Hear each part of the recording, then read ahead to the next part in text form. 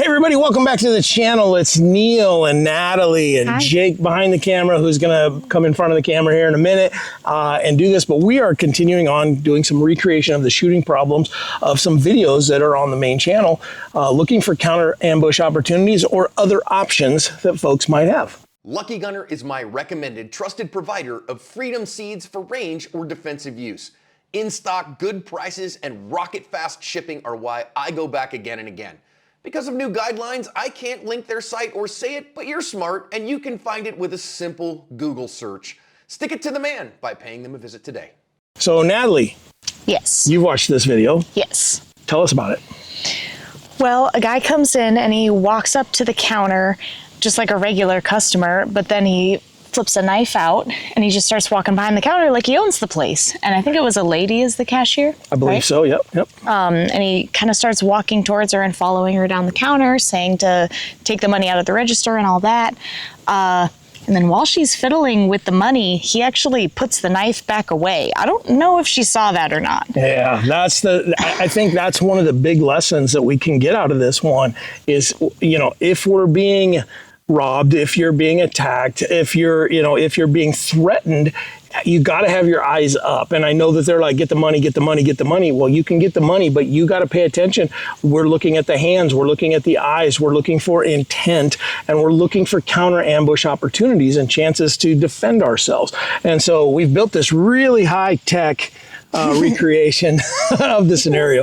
And so what we've got here is this represents the countertop. And yes, I know it's short and it's not great, but this is the countertop. So he walked in from over here and he drew the knife from about where Natalie's standing right now.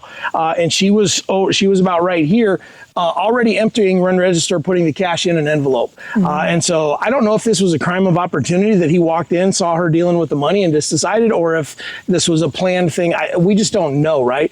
But what we do know is from the stuff he got the knife out and she just dropped the envelope like right here. And then she walked over to the other register. Now, when we shoot this is our bad guy because we have to turn around so I can shoot into the berm. So just work with me here, all right? But then she stands here and starts messing with it, all right? So if we mirror image this thing, Natalie, come around to here. Okay. So she's standing right here. He's not here yet. She's standing right here. He threatens with the knife and then he comes around, right? And so about right there, he puts the knife in his pocket. By now, she has moved to here to the other register.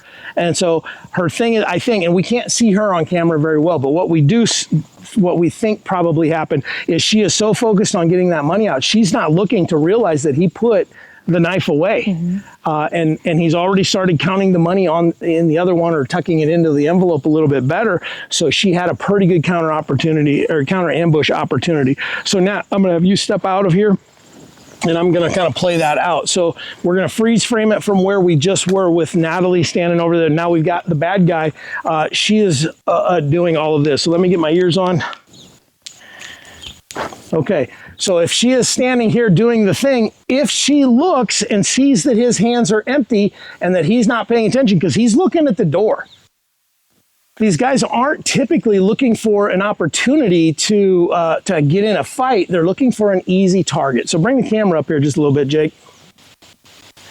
There you go. So if she does one of these and looks over there and talks to him, we can use our voice during these things. And I know it's hard because I've done enough force on force, just a little, but I've done just enough to know that our voice is the first thing that goes because we're so focused on other things because our brain is going through our card catalog looking for options for what to do. And in this case, her brain went to, I'm just going to give him the money, and he walks out and everything is great. However, he is threatening her life with a knife. If she doesn't give him that money, he is threatening to do something. And literally, we saw him kind of walk her down later and make her get on the ground. That could have went really bad. That could have went really, really bad that he's like, you know what, we're not going to have any witnesses. And he could have went over there and stabbed her to death. He has a lethal tool in his hand. And I know a lot of people think knife is less than lethal, but it's not. That is a lethal tool. And you can defend yourself if you're threatened with a knife. if you have opportunities. Now, it doesn't take him long to get here, so you need to have a pretty quick draw. And if you don't know what your draw is, go to the range and find out, and spend some time figuring out how quickly can I get a gun in a fight at what distance. At this distance, we're figuring it was about 3 or 4 yards. I think we're at about 3 right here. So if she is doing this with the money and looking over here and recognizes there's nothing in his hands now, or even if with his hand in his pocket, it takes a minute to get something out of the pocket as well.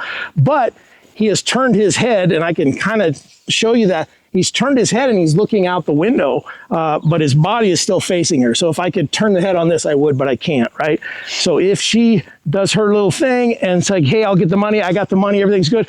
Oh, you don't have the knife in your hand anymore. Don't say that out loud. Oh my gosh, you're not looking at me.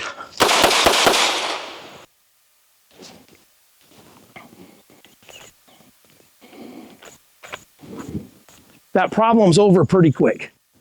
And we've dealt with it in a way that is legal and moral, in that he was threatening us, threatening our life for some stupid money, which isn't necessarily fair. I get that. It's not, but you can see how fast you can do that. And he has to be, he's standing here, and he's got a hand, for a while, he's got a hand in the pocket, and he's looking at the money. He's just doing this, and he's looking at the door, and he's doing this. He's not even paying attention. The problem is, I think, and again, the opportunity that was missed, again, I'm not hacking on this lady at all. I mean, this was her first opportunity to do this. We're gonna honor the sacrifice of her having to deal with this by learning some lessons. That's the point here. So don't think that I'm running her down, but an opportunity that was missed was she was so focused right here, she did not see that she had a chance. I don't know if she was armed or not. Probably unlikely, who knows, but if she is armed and she's paying attention, she is in this fight, and she can win this fight, and she can defend herself because she's worth defending. So are you. That's the big lesson with all of this stuff. Natalie's got a tattoo of it, for crying out loud, which I think is pretty cool. So I'm paying some homage to my daughter. But with that, Natalie, come in here, and we're going to have you do this now. Let's do it. So I just want you to verbalize what's going on in your mind. So these are not the words you're saying to him potentially. You can talk to him too, but verbalize in your mind, what is it that I'm looking for? Am I looking for an opportunity? Does he have a knife in his hand? What is going on here? Do I have a chance to fight back? That's the kind of thing I want to hear, okay? Yep. Okay. And then we'll time Jake. Yeah, he's good for time. Yep. Okay, so you're standing about right there and doing your thing. So you're good to go. Okay. Verbalize. All right. I don't know if he still has the knife in his hand. Hey, I'm just going to grab the money for you, and I'll walk it over to you. Oh, look.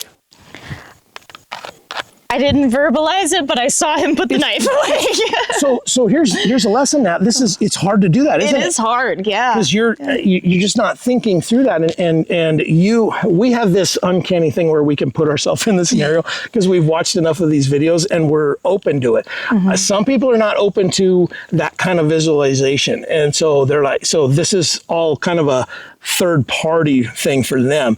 If you can allow yourself into this scenario and start trying to verbalize what you would do, it's hard. It's harder than you think. And it doesn't mean you're bad at it. It means you've never done it. So if the very first time you are doing this is when there's a guy over there threatening you with a knife, you're going to make worse mistakes. We're always going to make mistakes. I will, Natalie will, John will, Steph will, Jake will, and so you just won't do it perfect. I don't know that it's possible to do it perfect if you've never been in the scenario before.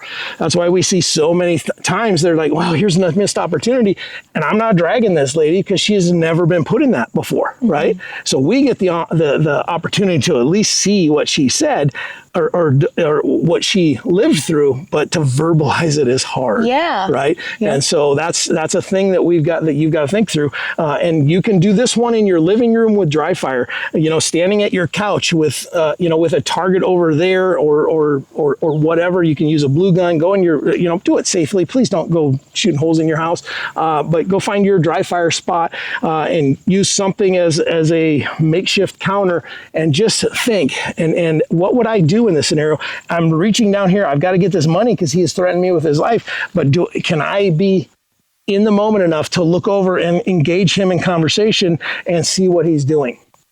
Can I say, hey, I'm getting this for you. Give me just a second. I'm getting this for you. And then if you've got your eyes on him, talking to him is okay. If you're just doing this, he's going to get skeeved out, and he's probably going to pull whatever's in his pocket out because now we're changing the dynamic. But if you're like, hey, I'm getting the money, give me just a second, man, I'm getting the money. And then if he looks away, that's your opportunity to go. So let's see Jake do it.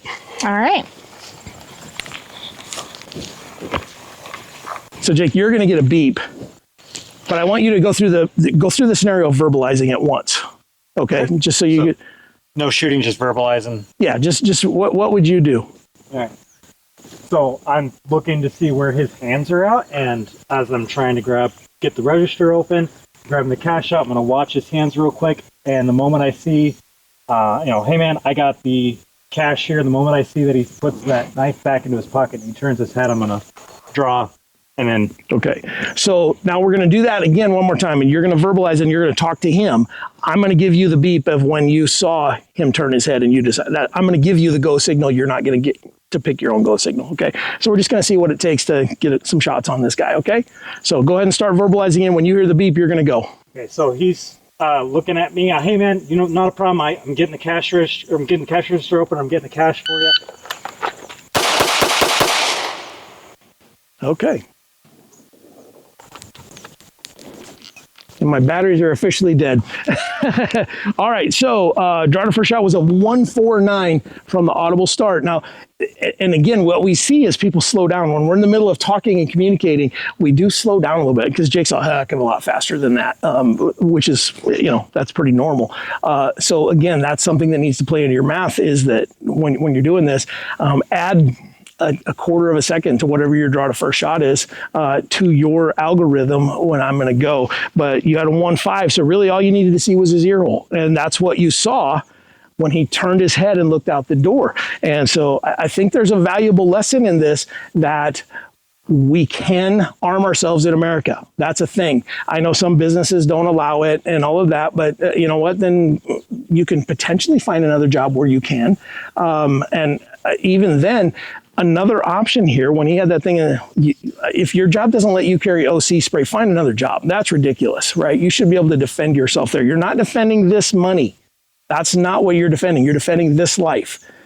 And so you could have pulled an OC and just doused and ran around the corner too and got away. There's a completely another option. There are options that we have. We have to be alert. And that's the big thing. When you're sitting here looking like this and talking to them, you get that go signal and you're going to be quicker than they are because they don't have the human performance to get in it. And he didn't have a gun, or at least he didn't show you a gun. He showed you a knife. So he has to draw that knife, unfold it again, and close the distance on you, which we know through the Tueller principle is very likely he can do that in under a second, but he has to decide he's going to do all of that before that second and a half starts. In the Tueller principle, the bad guy had the advantage because he started and we had to react. In this case, you started and he has to react. So he's got less time than you think in this case. And this is a completely solvable problem. There were several opportunities for counter ambush throughout this, not just when she was getting the money out, but when she handed in the money back and he was putting it in the envelope. There were multiple chances on this one. So if you're ever in this position, use this as your mental rep that you can do this. And this is one you can practice at home dry. You can use a blue gun, you can use a toy gun, you can go to your dry fire dojo, you can do all of this stuff. And this is something that you can practice. So thank you for watching these things. We're gonna keep making these things as long as people keep watching them and we're having fun with it. But if you've got one off of the main channel or one that hasn't made to the main channel yet that you'd like to see us do, Natalie and Jake like to come out and do this with me. I like doing this with them. So keep watching and let us know what you wanna see.